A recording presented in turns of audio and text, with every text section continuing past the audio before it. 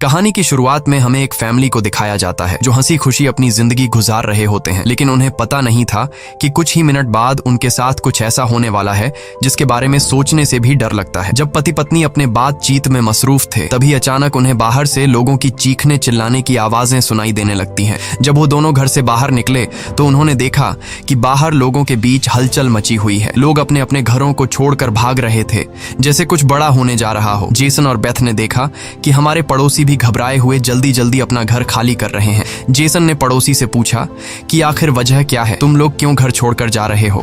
लेकिन वो लोग इतने जल्दी में थे कि उन्होंने जेसन की बात का कोई जवाब नहीं दिया। वहीं उन्होंने देखा कि पड़ोसी का बेटा भी अपना सामान पैक कर रहा है। जेसन ने जब उस बच्चे से पूछा कि तुम लोग कहाँ जा रहे हो, तो उस बच्चे ने जवाब दिया कि मेरे पापा का एक दोस्त गवर्नमेंट ऑफिसर है। उन्होंने कहा कि एक बहुत ही जहरीला वायरस फैल चुका है जो एक नॉर्मल इंसान को मॉन्स्टर में बदल देता है। लेकिन तभी वहाँ उस बच्चे की माँ आ गई और उसे पकड़कर वहाँ से ले जाने लगी। जेसन ने उससे पूछा कि आखिर ये बच्चा किस वायरस की बात कर रहा है, जिस पर इस बच्चे की माँ ने कहा कि अभी बताने का वक्त नहीं है, अपनी वाइफ और बेटी को लो और इस शहर से जितना हो सके दूर निकल जाओ। ये सुनकर जेसन और बेथ बहुत ज्यादा घबरा गए। उसके बाद जेसन बिना सोचे समझे अपनी फैमिली को गाड़ी में बिठाकर शहर से बाहर ले जाने लगता है। मगर रास्ते में उन्होंने देखा कि जो पड़ोसी भाग रहे थे वो वापस लौट रहे हैं। ये देखकर उन्हें और भी अजीब लगने लगा। आगे जाकर ये लोग ट्रैफिक में फंस जाते हैं। जब जेसन और उसकी फैमिली गाड़ी से बाहर उतरे तो उन्होंने देखा कि शहर से बाहर निकलने वाला अकेला रास्ता पुलिस ने बंद कर दिया है। आसमान में यहाँ वहाँ हेलीकॉप्टर्स पहरा देने लगे। लोगों को बताया जाने लगा कि शहर में एक जहरीला वायरस फैल गया है और तुम लोगों को जल्दी से घर वापस लौटना चाहिए। ये बात सुनकर जेसन को कुछ अजीब लगा कि जब शहर में वायरस फैल गया है तो लोगों को शहर से बाहर निकालने के बजाय उन्हें शहर में ही क्यों रहने को कहा जा रहा है। तभी अचानक पास की पहाड़ से एक बड़ा सा पत्थर उनके कार पर आ गिरा। ये देखकर वो लोग बहुत ज्यादा घबरा गए। पहाड़ हिलने लगा। तभी उस पहाड़ के पीछे से दो मिलिट्री के फाइटर जेट्स निकलकर शहर की तरफ बढ़े। वो दो फाइटर जेट्स पूरे शहर पर बमों की बारिश करने लगे, जिससे पूरा शहर राख में बदल गया। जेसन की वाइफ बेथ को फौरन समझ आ गया कि अगर वो पुलिस की बात मानकर घर लौट जाते तो उनका अंजाम बहुत बुरा होने वाला था। उसके बाद वो फाइटर जेट्स सड़क पर मौजूद लोगों की तरफ बढ़ने लगे। ये देखकर सभी लोगों में हलचल मच गई। अब सबको समझ आया कि गवर्नमेंट उन्हें मारना चाहती है। सभी अपनी जान बचाने के लिए यहाँ वहाँ भागने लगे, पर जेसन और बेथ को समझ आया कि वो कहीं भी भाग लें, वो फाइटर जेट्स उन्हें मारकर ही रहेंगे। तभी बेथ ने पीछे मुड़कर पहाड़ पर एक स्कूल देखा और उसे लगा कि बचने के लिए वो जगह बेहतर रहेगी। जिसके बाद जेसन बेथ और जोई को लेकर स्कूल की तरफ पहाड़ पर चढ़ने लगे। पीछे ब्रिज पर मौजूद लोगों पर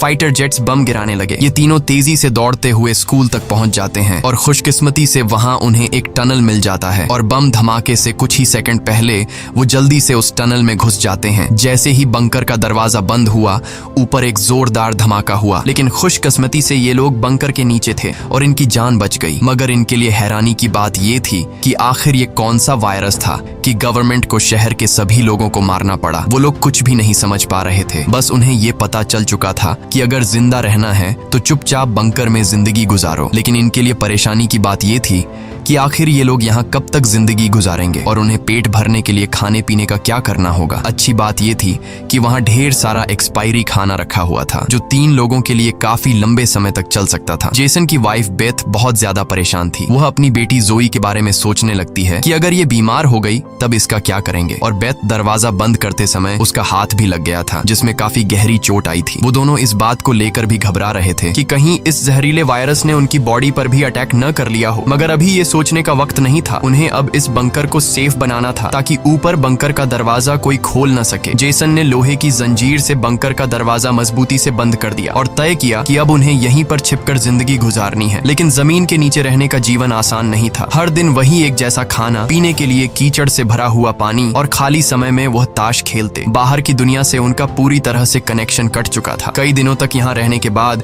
वो लोग बहुत ज्यादा इस बंकर में तंग हो चुके थे। लेकिन वो क्या करते? अगर ऊपर जाते तो उनकी जान नहीं बच पाती। इस जीवन ने जेसन के परिवार को मानो इस दुनिया के अंत का एहसास दिलाया। जोई ने अपने पापा से पूछा, पापा हम यहाँ कब तक रहेंगे? जेसन के पास इस बात का कोई जवाब नहीं था। उसने अपनी बेटी से बस यही कहा, जब बाहर वायरस चला जाएगा तभी हम बाहर जाएंगे। वो अपनी बेटी की आंखों पर उंगलियां रखकर बाहर की दुनिया उससे इमेजिन करवाता है। इस तरह से दिन गुजरते गए और फिर महीने। उन्हें नहीं पता था कि बाहर निकलने के इंतजार में उन्हें यहाँ इस बंकर में 300 से भी ज्यादा दिन गुजर चुके हैं। जोई अपनी माँ की बनाई हुई पेरिस्कोप से बाहर की दुनिया को देखती है है। बाहर चारों ओर बस तबाही का मंजर नजर आ रहा था, जैसे ये पूरी दुनिया जलकर राख हो गई हो। वहाँ किसी भी इंसान का नामो निशान तक नहीं था। ये सब देखकर उस छोटी बच्ची को लगने लगा कि शायद हम इस दुनिया के आखिरी बचे हुए लोग हैं। माँ ने उसे दिलासा दिया कि तुम ऐसा मत सोचो, शायद तुम्हारे दोस्त भी हमारी तरह कहीं छुपे हुए हों। अब रात हो चुकी थी और डिनर का समय हो चुका था। उनके पास अब खाना भी कम बचा हुआ था, इसीलिए वो तीनों थोड़ा सा खाना खाकर काम चला रहे थे। लेकिन आज जोए की जिद पर उसे पूरा एक कैन का डिब्बा दिया गया। जोए ने जब टिन का डिब्बा खोला तो उसने देखा कि टिन का डिब्बा अंदर से खाली है। इस डिब्बे के पीछे की तरफ एक छोटा सा छेद था, शायद कोई चीज इसमें से खाना चुरा गई थी। बेथ ने सारी बची हुई डिब्बों की जांच की तो पता लगा कि पूरे 12 डिब्बे खाली थे। ये देखकर वो बहुत ज्यादा परेशान हुए, क्योंकि ये तो उनके 2 हफ्तों का राशन था। बेथ ने वेंटिलेशन जाली की तरफ देखा और अंदाजा लगाया कि शायद कोई चूहा अंदर आकर खाना ले गया। बेथ ने कहा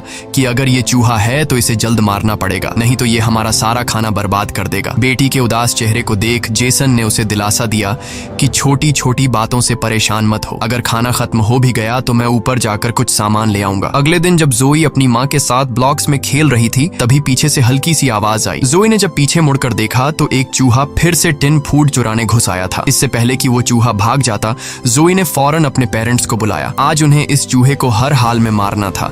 जेसन गुस्से में चाकू निकालकर उसे टुकड़े टुकड़े करने के लिए आगे बढ़ा, लेकिन वो छोटा सा चूहा बहुत तेज निकला। वो जेसन के वार से खुद को बचाते हुए निकल भागा और टेबल पर रखी लालटीन को भी गिरा दिया। जैसे ही वो अपने बिल में घुसने वाला था तभी बेथ ने अचानक झपटा मारा और चूहे को मार दिया। वो सब चूहे को मारने की खुशी मना रहे थे कि दूसरी तरफ लालटीन के गिरने से धीरे धीरे आग बढ़ने लगी। जेसन दौड़कर उस लालटेन को बंद करने लगा, लेकिन वो लालटेन बहुत गर्म था, जिससे जेसन का हाथ जल गया और लालटीन का शीशा फटने पर पूरे टेबल में आग लग गई। बेथ ने पर्दा फाड़कर आग बुझाने की कोशिश की। जेसन ने नल से आधी बाल्टी पानी निकालकर उस आग पर डाला। जैसे तैसे करके उन दोनों ने उस आग को बुझा लिया, लेकिन खतरा अभी टला नहीं, बल्कि अब उनके लिए और भी मुश्किल बढ़ने वाली थी, क्योंकि आग तो वो लोग बुझा चुके थे, मगर आग से निकलने वाले धुएं ने पूरे बंकर को धुएं से भर दिया था और वह धुआं धीरे धीरे वेंटिलेशन जाली से ऊपर की तरफ निकल रहा था। ये देखकर वो सब घबरा गए, क्योंकि ये धुआं उनका वहां होने का ठिकाना जाहिर कर रहा था। अब सब लोग सांस रोककर बैठे थे। जेसन ने कहा कि शायद रात का अंधेरा धुएं को छुपा लेगा और किसी को हमारे ठिकाने के बारे में पता नहीं चल पाएगा। वो तीनों डर के साए में पूरी रात जागते रहे। अगली सुबह उन्होंने खुद के तसल्ली के लिए पेरिस्कोप से बाहर झांक कर देखा तो उनके पैरों तले जमीन खिसक गई। उन्होंने देखा कि बाहर तो पूरा धुएं का गुबार उठा हुआ था। ये देखकर उन लोगों की बेचैनी बढ़ने लगी। उन्हें पूरा यकीन हो गया था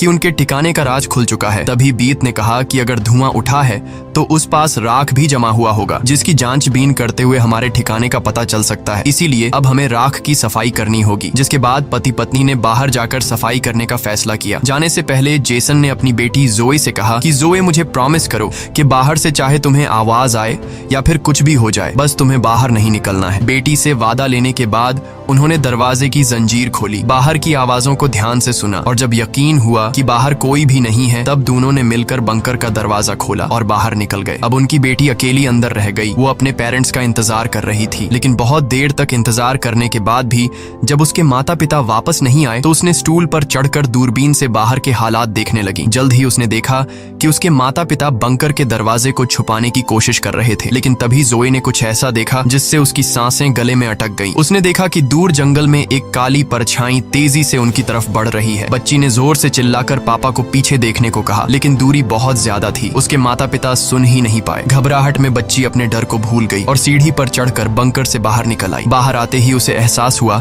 कि उसके माता पिता अब वहां नहीं थे। बच्ची ने बेचैनी में जोर जोर से अपने माता पिता को पुकारना शुरू किया। तभी पीछे से अचानक उसका मुंह किसी ने दबोच लिया। ये कोई और नहीं बल्कि उसकी माँ थी। कुछ सेकंड्स बाद एक जंगली हिरण का झुंड तेजी से वहां से गुजरा। हालांकि वो तीनों बाल बाल बचे, लेकिन बीत का डर और ज्यादा बढ़ने लगा। इन हिरणों का इस तरह भागना जरूर किसी खतरनाक चीज से बचने की कोशिश थी। सबको खतरे का अंदाजा हुआ और वो तेजी से वापस बंकर की तरफ भागे और बंकर के अंदर घुस गए। जेसन ने लकड़ी की पट्टियों से बंकर का दरवाजा बंद किया और लोहे की जंजीर से उसे कसकर बांध लिया और सबको बिल्कुल खामोश रहने का कहा। तभी उन्होंने ऊपर से कदमों की धीमी आहट सुनी। ऐसा लग रहा था कि जैसे कोई बंकर के दरवाजे की तरफ आ रहा हो। वो कई मिनटों तक लगातार बंकर के ऊपर इधर उधर घूम रहा था। ये तीनों आहिस्ता कदमों से बंकर के दरवाजे से हटकर आगे की तरफ जाने लगे और शायद अब तक ऊपर जो भी था उसे भनक नहीं लगी थी कि नीचे बंकर में कोई है। डर के मारे जोए रोने लगी। बीत उसे चुप कराती है और कहती है कि अगर आवाज बाहर तक गई तो सब खत्म हो जाए। जाएगा। वो तीनों धीरे धीरे बंकर के दरवाजे से काफी आगे बढ़ चुके थे। वो बंकर के दरवाजे से इसलिए आगे बढ़ रहे थे कि अगर कोई ऊपर से बंकर का दरवाजा खोल भी दे तो नीचे उसे हम नजर नहीं आए। लेकिन तभी जोई ने जो गुड़िया हाथ में उठाई थी उसकी रस्सी एक स्क्रू में फंस गई। वह स्क्रू धीरे धीरे ढीला होने लगा। ये देखकर जेसन और बीत की सांसें अटक गई, क्योंकि वह रस्सी गुड़िया में लगी आवाज के स्विच से जुड़ी थी। इससे पहले कि वह कुछ कर पाते, वह स्क्रू एक झटके से निकल गया और उसी पल तेजी से गुड़िया के अंदर से आवाजें आने लगी। जेसन ने फौरन उस गुड़िया को चीर डाला और उसके अंदर स्पीकर को तोड़ दिया। लेकिन अब बहुत देर हो चुकी थी। ऊपर जो चीज उनका पीछा कर रही थी उससे उनकी भनक लग चुकी थी। अचानक ऊपर से जोर की टक्कर की आवाज आई और फिर भारी कदमों की गूंज सीधा बंकर के दरवाजे के ऊपर रुक गई। उसने आखिरकार उनका ठिकाना ढूंढ ही लिया और उसे खोलने की कोशिश करने लगा। वह बंकर के ढक्कन को जोर से धकेल रहा था और जंजीरों से बंद होने के बावजूद खतरा साफ महसूस हो रहा था। और ऊपर के राक्षस को पता चल चुका था कि जरूर नीचे कोई मौजूद है। हालांकि वह दरवाजा मजबूत जंजीरों से बंद था, लेकिन उस चीज की भयानक ताकत के सामने वह जंजीरें एक एक करके टूटने लगी। यह देखकर जेसन को पता चल चुका था कि दरवाजा अब ज्यादा देर टिक नहीं पाएगा। इसलिए वो तेजी से अंदर भागा और वाटर पंप का पाइप उखाड़ने लगा। यहाँ बेथ ने भी हिम्मत दिखाई और सीढ़ी पर चढ़कर अपने शरीर का वजन इस्तेमाल करते हुए चैन को खींचकर दरवाजा बंद रखने की कोशिश करने लगी। लेकिन फिर भी लोहे का ढक्कन धीरे धीरे खुलने लगा। तभी उसी वक्त दरवाजे के ऊपर एक काला साया नजर आया, जिसकी आंखें एक बल्ब जैसी चमक रही थीं, जैसे उन तीनों की मौत ऊपर से उनको देख रही हो। जेसन ने बिना सोचे पाइप से उस पर हमला कर दिया, जिससे वो पीछे गिर पड़ा। जेसन ने जल्दी से वो पाइप दरवाजे में फंसाकर दरवाजे को बंद कर दिया और वो चीज वहां से भाग जाती है। लेकिन जेसन का शरीर अब भी बुरी तरह कांप रहा था। वह कभी सोच भी नहीं सकता था कि बाहर की दुनिया में न सिर्फ बेरहम सोल्जर्स थे, बल्कि खतरनाक राक्षस भी घूम रहे थे। वह पूरा परिवार सीढ़ियों के पास मायूस बैठ जाता है, क्योंकि अब उनका ठिकाना उजागर हो चुका था। अब किसी भी वक्त उन पर हमला हो सकता था और उन्हें इस बात का अंदाजा भी हो चुका था कि इस बार तो एक आया था, लेकिन अगली बार जब वो आएंगे तो उनकी तादाद काफी ज्यादा होगी और हम उनके सामने कुछ नहीं कर पाएंगे। थोड़ी देर बाद अचानक अलमारी हिलने लगी। जेसन और बेथ समझ गए कि उसने अपने बाकी साथियों को भी बुला लिया है। ऊपर से तेज कदमों की आवाजें सुनाई देने लगी, मानो हजारों जीव उनके सिर पर दौड़ रहे हों। फिर वह सभी बंकर के दरवाजे पर इकट्ठा हो गए। उनके डर से नीचे जेसन, बेथ और जोए कांप रहे थे। तभी उन्होंने अचानक एक जबरदस्त हमला शुरू कर दिया। इस बार की ताकत पहले से कहीं ज्यादा थी। मजबूत लोहे का दरवाजा टूटकर नीचे गिरा और बंकर के दरवाजे पर ढेर सारी आंखें चमकने लगी, जिसे वह लोग डर के मारे पीछे की तरफ भागने लगे। लेकिन वह राक्षस भी उनके पीछे चलते आ रहे थे। बेथ ने अपनी तेल की लैंप फेंक दी और उनके और अपने बीच पर्दे में आग लगा दी और अलमारी को पकड़कर दोनों ने उनके बीच रास्ते को ब्लॉक कर दिया। वह सभी तेजी से बंकर के अंदर की तरफ भागने लगे, पर वह लोग जानते थे कि यह सब उन्हें ज्यादा देर नहीं रोक सकते। उनके पास अब बचने का कोई रास्ता नहीं था। तभी बच्ची को जमीन की ओर खुलने वाला एक वेंटिलेशन दिखाई दिया। जेसन ने ताकत से उसे तोड़ा और पूरी जान लगाकर अपनी पत्नी और बेटी को बाहर की ओर धकेल दिया। लेकिन जब खुद बाहर निकलने की कोशिश की तो तंग जगह के कारण वह अटक गया। दूसरी तरफ राक्षस उसकी ओर बढ़ रहे थे। अब जैसे तैसे करके जेसन को यहाँ से निकलना था। उसे कोई दूसरा रास्ता नजर नहीं आया, इसलिए उसने अपने कंधे की हड्डी तोड़ डाली, जिससे वह दर्द से चीखने लगा। पर जल्दी से वह खुद को संभालकर वेंटिलेशन में घुस गया। बेथ बिना समय गवाए पूरी ताकत से जेसन को बाहर खींचने लगी। जेसन जैसे ही बाहर निकलने ही वाला था, तभी एक विशाल जीवी ने आकर जेसन के पैर को पकड़ लिया। जेसन समझ गया कि अब उसका बच पाना नामुमकिन है। अब भाग निकलने की कोई उम्मीद नहीं थी। जेसन ने अपनी पत्नी से आंखें मिलाते हुए कहा कि जो भी हो जाए जोए को कुछ नहीं होने देना, और अगले ही पल वह राक्षस उसे बंकर में खींच लेता है। लेकिन जेसन बंकर में राक्षस से डरने के बजाय उनसे कहता है कि आओ देखता हूँ तुम में कितना दम है। बेथ और जोए ने जब नीचे देखा तो बंकर में से तेज चीखने की आवाजें आ रही थीं। बेथ समझ गई कि उसका पति उन्हें भागने का समय देने के लिए लड़ रहा है। वह दर्द में भी अपनी बेटी को लेकर वहां से निकल पड़ी और राक्षस से बचते हुए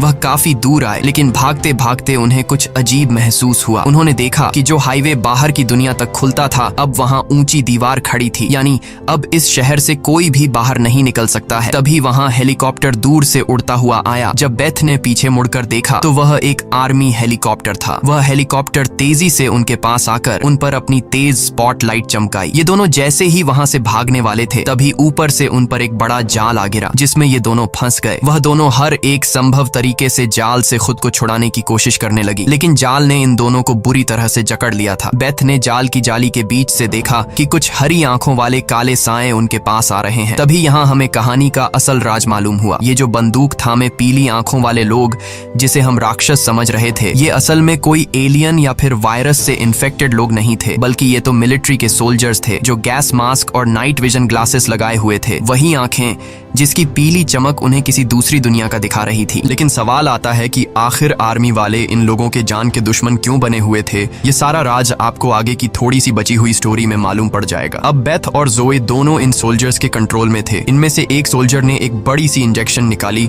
और दोनों के गले में बारी बारी से चुभा दी। जब इनके ब्लड को टेस्ट किया गया तो पता लगा कि ये दोनों भी जहरीले वायरस से इन्फेक्टेड हैं, जिसका मतलब कि ये दोनों इस धरती के लिए एक खतरा हैं, यानी अब इन्हें मार दिया जाएगा। असल में जब वायरस पहली बार फैला था तभी इस छोटे से शहर के कई लोग इसकी चपेट में आ चुके थे। ये वायरस हवा से फैलता था और ये वायरस एक इंसान से दूसरे इंसान को बहुत ही जल्दी लग जाता। इन्फेक्टेड लोग खुद भी नहीं जानते थे कि वो बीमार हैं और गवर्नमेंट के पास इस वायरस को रोकने का कोई एंटीडोट नहीं था। इन्फेक्टेड लोगों को मारने के अलावा गवर्नमेंट के पास दूसरा कोई रास्ता नहीं था। बेथ रो रो कर कहती है कि प्लीज मेरी बच्ची को जाने दो। जब बेथ ने देखा कि ये सोल्जर्स उसकी छोटी बेटी को भी नहीं छोड़ने वाले तो वो पूरी तरह गुस्से में आ गई। उसके चेहरे पर काले निशान उभरने लगे, लेकिन इससे पहले कि वो कुछ कर पाती एक सोल्जर की गर्दन से खून का फव्वारा फूट पड़ा। वो कोई और नहीं बल्कि मौत से लौट कर आया जेसन था। दरअसल बंकर में जेसन मरा नहीं बल्कि वहां वो खुद पर कंट्रोल खोकर वहां सभी सोल्जर्स को मार डाला। उस वक्त वो बहुत ज्यादा गुस्से में था। चेहरे पर काले निशान और आंखें गुस्से से लाल थीं और उसके जिस्म की ताकत कई गुना बढ़ चुकी थी